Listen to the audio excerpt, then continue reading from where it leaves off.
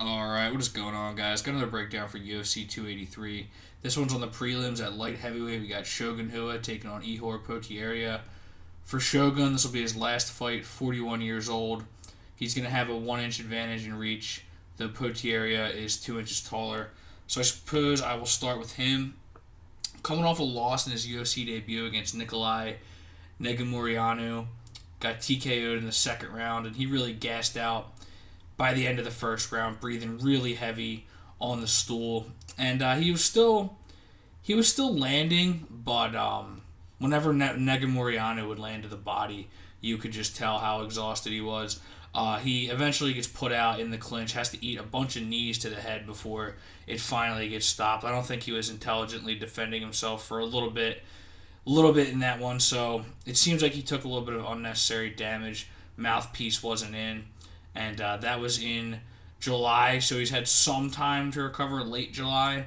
But it is worth keeping in mind that he did get hammered in his UFC debut. But now he has the debut jitters. He's gotten rid of them, so that is one bonus, I guess, or one plus. But the other hang up I have with Potieria's game is not a lot of established competition. He's fought most of his fights on the Ukrainian regional scene, and a lot of debuting fighters or fighters with sub 500 records. 14-2 against 0-3. So he's been fighting some of these cans, like Supreme cans, recently. So he hasn't had a whole lot of tough tests, but he did pass a good test in his Contender Series.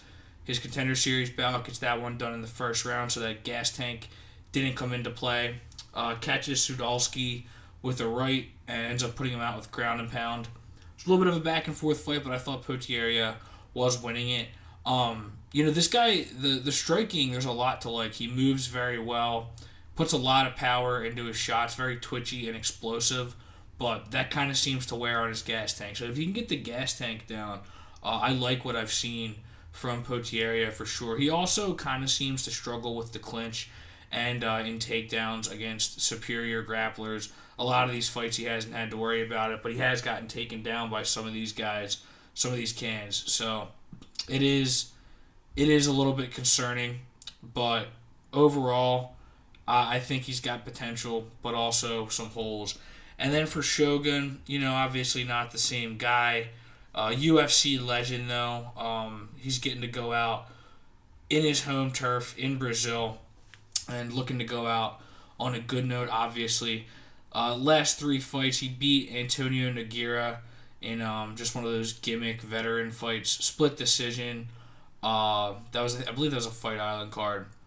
But he did lose to Paul Craig in the rematch. Their first fight was a draw, and then lost a split decision against Ovince St. Preux that really could have gone either way. It was just kind of a low output, tit for tat kind of fight.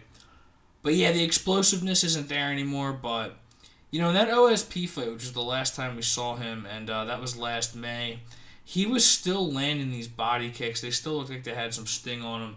And that could be a problem in this fight because Potieria's gas tank really does concern me, man. And if Shogun's able to land to the body, he could wear on that already limited gas tank. But, I could easily see this just being Potieria knocks him out in the first round. I mean, he's going to have the crowd against him, but a big factor that we just got to talk about in this one, man, is I didn't pull it up or I didn't compile this stat, but just off the top of my head, it seems like when fighters announce that it's their last fight, it doesn't seem to go well. Like I always like betting against fighters who have said that they're going to retire. Not always for that reason, but sometimes it just seems like you're just already looking past it. I don't think Shogun is a guy that's looking past it. I think he's there and he wants to win.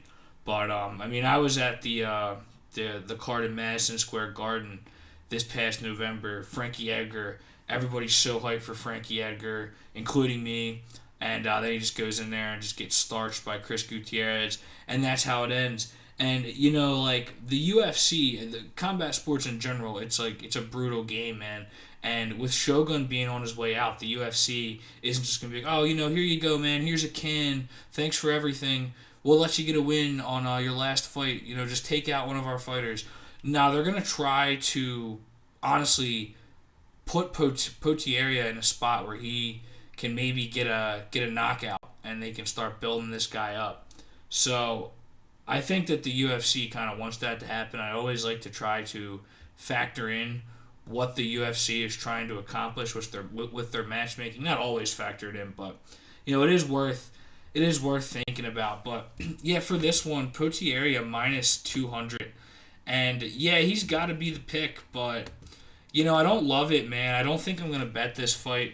All that stuff I just said about how it doesn't tend to go well for the retiring fighter and all that. It doesn't necessarily mean it's going to mean anything for this particular matchup. And Potieria, while I do like what I've seen, there's still a lot that I don't like. I have a lot of questions.